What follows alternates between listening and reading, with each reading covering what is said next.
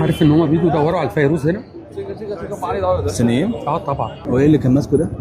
اكوا مارين، حجر يعني إيه الاكوا مارين، حجر كريم اسمه اكوا مارين. جايبكم بقى عند اغرب مكان موجود في سوق ديانا، عند ابو ادم. يعني بصوا يا جماعه الاحجار الكريمه. اوريكم حاجه يعني فريده كده. بصوا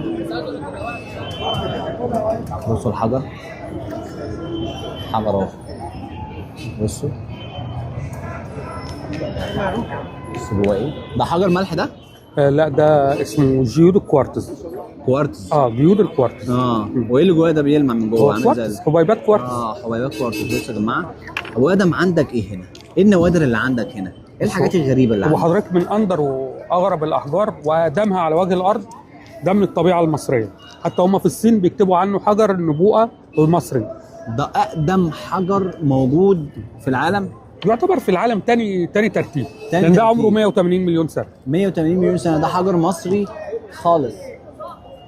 وايه تاني يا ابو ادم عندك؟ وعندي في إيه حفريات، فيها أيوة. حفير. وريني. حفريات مثلا، حاجات زي كده، قواقع اتحجرت، ماتت واتحجرت من ملايين السنين.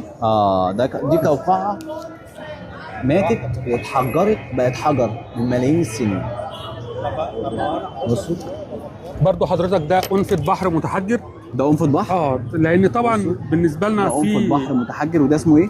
ده حجر مريم، هو عبارة عن أعشاب متحجرة. حجر مريم ده عبارة عن أعشاب متحجرة، وده أنفة بحري متحجر.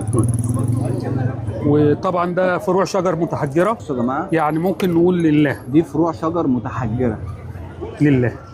وريني كده. هي مكتوبة رباني كده، مش بتاعتنا. ده حجر مكتوب عليه لله، كله لله. لله. ايه الحجر اللي بيدي طاقة يا عم ابو ادم عندك؟ العقيق طبعا كله طاقة كويسة، طاقة عالية، زي العقيق المصري ده. كل ده عقيق مصري. السنين بيجي ياخدوا من عندك ايه هنا؟ بياخدوا مني احجار زي كده خام. ده عقيق مصري خام، لكن ده اتصنع، اتثقل، اتعمل فصل. ده العقيق. نخليه كده عشان بس يبقى منظره احلى. وهو حضرتك اهو. ده بيدي طاقة؟ طبعا طاقته عالية قوي.